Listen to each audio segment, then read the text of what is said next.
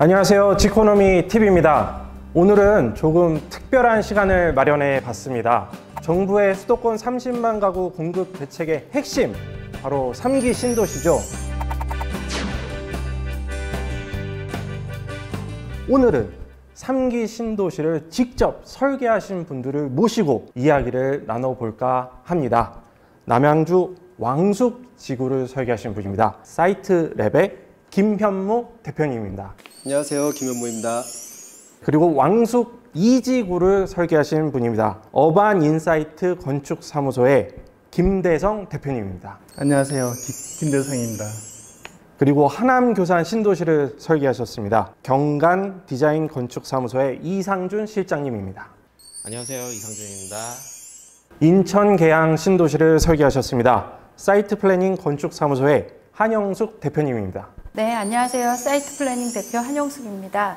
말씀을 나누기에 앞서서 얼마 전에 서울역에서 3기 신도시 공모전에 당선된 이 설계사분들의 작품들이 전시가 됐는데요. 영상을 한번 같이 보고 이야기를 또 나눠보겠습니다.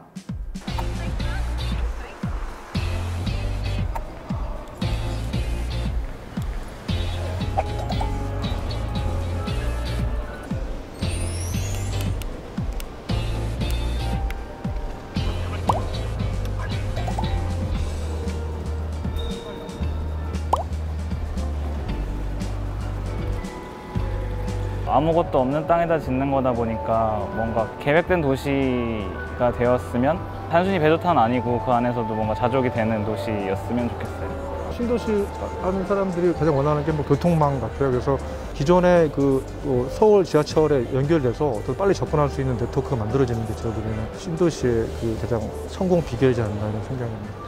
영상을 봤습니다. 아주 현장에서 많은 분들이 관심을 가져주셨어요. 3기 신도시의 그 도시의 면면을 한번 직접 설계하신 분들의 이야기를 통해서 한번 자세히 들어보겠습니다.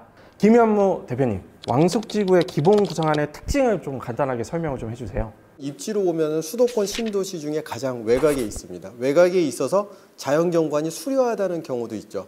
수려한 경관에 아파트만 있다 이러면 재미가 없겠죠. 그 재미가 가장 중요하다고 봤고요. 재미가 가미를 무엇으로 했냐, 이게 일제례와 연계되는 복합 그리고 자족, 그래서 수려한 경관 속에 살기도 하지만 일도 같이 한다. 그래서 삶의 터전 곳곳에 재미난 요소가 박혀 있다. 이렇게 하는 게 특징으로 잡으려고 노력을 하고 계획에 담으려고 했습니다. 왕숙지구를 이제 마스터 플랜을 구상하시면서 좀 벤치마크 하시거나 영감을 얻은 도시 이런 게 있을까요? 왕숙이라는 건 왕숙만의 특징을 갖고 있어야 되기 때문에 어느 한 도시가 벤치마킹 대상이라고 생각하지 않았습니다. 어떤 특정 용도와 입지에 국한되지 않는, 그러면서 경제활동이 가능한 도시가 어디냐, 그거에 따른 여러 가지 요소들을 곳곳에서 봤다라고 보고 있고요. 사회변화, 다큐 등 이게 사회 문화적인 부분에서 영감을 더 많이 얻었습니다. 이번 신도시 기본 구상에 처음으로 3D 입체 도시 공간 계획이 이제 적용이 됐는데 해보시니까 어땠나요? 사람들은 건물만 입체를 생각하거든요. 근데 왕숙천이 지나가면 자연이 수려한데, 그러면 왕숙천 물이 흐르는 곳이 있을 테고 그 위에 사람이 걸어 다니는 사람이 있을 테고 왕숙천과 건물이 접하는 부분이 있을 거예요. 그것도 다 입체적이라는 거죠. 그래서 저희는 입체적이란 개념은 건물만 입체적인 게 아니라 어떤 공원, 산, 거기에 붙은 모든 공간들이 3차원적, 그리고 시간의 흐름에 따라서 그 3차원들이 어떻게 변할 것인가, 이게 입체적 의미라고 보고 있습니다. 왕숙지구가 입체도시 공간계획처럼 그대로 좀 잘 구현되기 위해서 필요한 건 어떤 게 있을까요? 거기에 사실 예비 거주자나 지자체, 여러 시민들, 이해관계자들의 목소리를 많이 내셔야 된다고 생각합니다. 또 여러 가지 트렌드가 변해서 최종적으로 넣는 게 저희 마스터 플랜. 그러니까 도시는 지금 당선이 됐다고 완성이 된 게 아니라 만들어가는 거기 때문에 저는 지금 시작이라고 보고 있습니다. 왕숙지구에 나중에 이제 사시는 분들이 어떤 삶을 살기를 바라세요? 특히 왕숙 같은 경우 자연도 있고 광역교통도 일어나지만은 그런 여유를 만끽하실 분들이 사는 도시, 그게 추구되는 도시가 되기를 바랍니다. 지금까지 김현무 대표님의 질문에 대한 답변을 좀 들어봤고요. 왕숙 2지구가 또 있습니다. 김대성 대표님께 또 질문을 드려보겠습니다. 왕숙 2지구의 기본 구상안의 특징을 좀 간단하게 설명 좀 해주세요. 왕숙 2지구는 세계 하천이 도시 중심을 지나가고 있고요. 그 다음에 하천 사이로 나지막한 구릉이 이렇게 깊숙하게 들어와 있습니다. 자연과 함께 할 수 있는 삶을 최대한 만들겠다라는 것이 이제 첫 번째 개념이고요. 두 번째는 이제 왕숙 2지구는 원래 상계계에서 문화예술 복합도시를 지향하고 있습니다. 문화예술 도시라 하면은 공연장이 있고 전시장이 있어가지고 주로 관람하는 즐기는 문화 중심인데 저희는 이제 자주기능으로 생활문화 디자인 산업을 이제 추진합니다. 그렇기 때문에 즐기는 문화하고 만드는 문화가 결합해서 상승할 수 있는 그러한 어떤 도시를 지향하고 있습니다. 이 왕숙 2지구를 이제 설계하시면서 좀 벤치마킹 하신 곳이 있나요? 특별한 도시를 벤치마킹 한다기보다는 우리나라 신도시는 크게 아파트를 만들거나 또는 이제 그 너무 막 상업화된 상업 건물들이 있으니까 문화가 들어갈 틈이 없는 거예요. 그래서 저희는 좀 그런 어떤 지속하고 장기적으로 좀 문화가 싹 틀 수 있는 그런 도시를 만들어야 되는데 그러려고 그러면은 최대한 좀 공간이 작게 나누어져 가지고 좀 많은 사람들이 도시를 만드는 데 참여해야 된다. 그렇게 생각하고 있습니다. 이 신도시가 대표님 구상하신 게 좀 더 완벽하게 구현이 되려면 어떤 게 가장 필요한가요? 교통이라든지 환경이라든지 이런 여러 가지 것들이 기존의 관행이나 제도의 좀 구속을 좀 뛰어넘어 가지고 좀 새롭게 조정하고 실험해 볼 수 있는 이런 제도적인 뒷받침이 따라주지 않으면은 기존 도시를 닮아가는 거예요. 이제 왕숙 2지구가 이제 나중에 완성이 되면 이제 12,000 가구가 거기에 이제 살게 되는데 그분들이 어떤 삶을 살길 바라시나요? 자연 속에서 내 삶의 여유를 찾기를 원하고 나의 개성을 잘 추구할 수 있고 좋은 사람을 만날 수 있는 그런 도시를 원합니다. 신도시가 신도시다워지려면 제도나 규제 뒷받침돼야 될 필요가 있다. 좋은 말씀 감사합니다. 그러면 이번에 하남 교산 신도시로 가보겠습니다. 이상준 실장님께 질문 드릴게요. 교산 신도시 형태가 약간 특이합니다. 기본 구상안의 특징 간단하게 설명 좀 해주세요.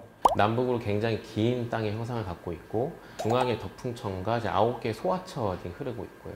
그리고 주변이 이제 둘러싸인 산지 경관을 형성하고 있기 때문에 저희가 처음에 접근한 건 땅이었습니다. 땅이라는 것이 100년이든 1000년이든 지금의 형세를 다 만들어 온 거기 때문에 이것을 어떻게 지킬 것인가, 이것과 어떻게 더 조화롭게 공간을 만들 것인가를 저희가 집중을 해가지고 고려를 했었고, 사람이 사는 공간도 있고 일하는 공간도 있고 뭔가 여가 생활을 할 수 있는 노는 공간이 있는데 이런 공간들이 한 공간에서 좀 복합적으로 이루어졌으면 좋겠다 라고 생각을 해가지고 좀 복합용지라는 개념을 좀 주요한 골자로 잡아서 계획을 했습니다.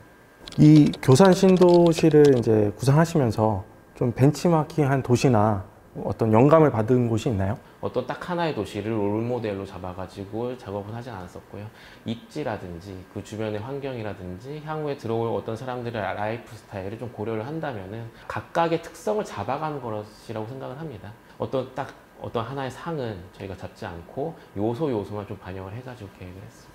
교산 신도시의 마스터 플랜을 이제 마련하셨는데 이게 이제 실제로 구현되기 위해서는 가장 어떤 것이 좀 필요할까요? 제가 생각했을 때는 소통이라고 생각을 합니다. 말씀하신 대로 주민들도, 향후에 들어올 주민들도 있고 인접한 도시의 주민들도 있기 때문에 다양한 사람들의 이야기를 좀 하나로 모아가지고 만들어가는 것 자체가 가장 중요한 것이라고 생각합니다.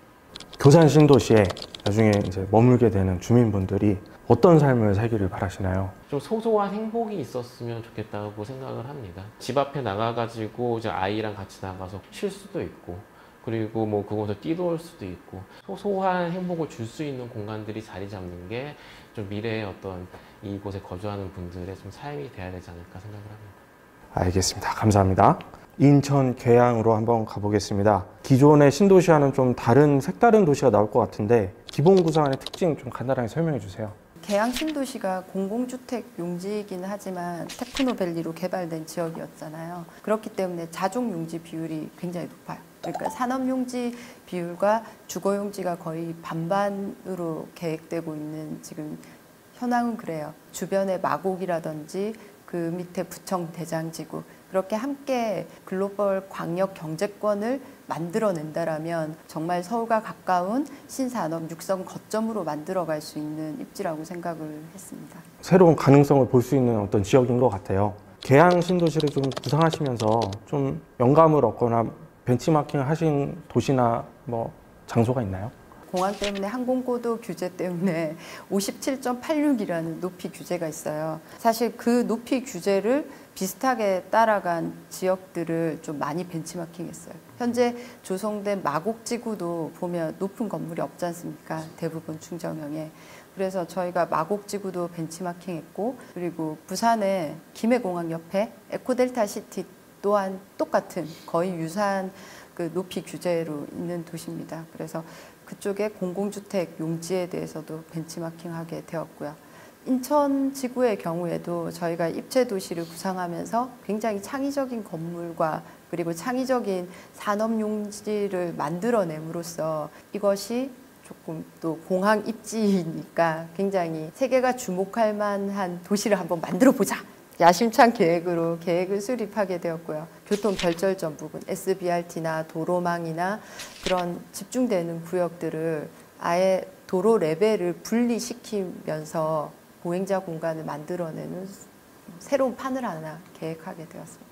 3기 신도시 기본구상이 이제 처음으로 3D 입체 도시 공간 계획이 도입이 되는데 어떠신가요?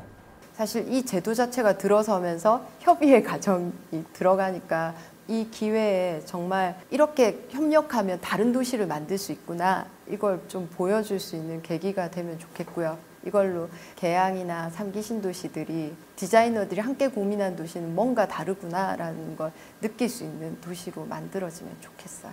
이 마스터 플랜을 세우셨는데 이것이 제대로 구현되기 위해서 어떤 게 좀 필요할까요?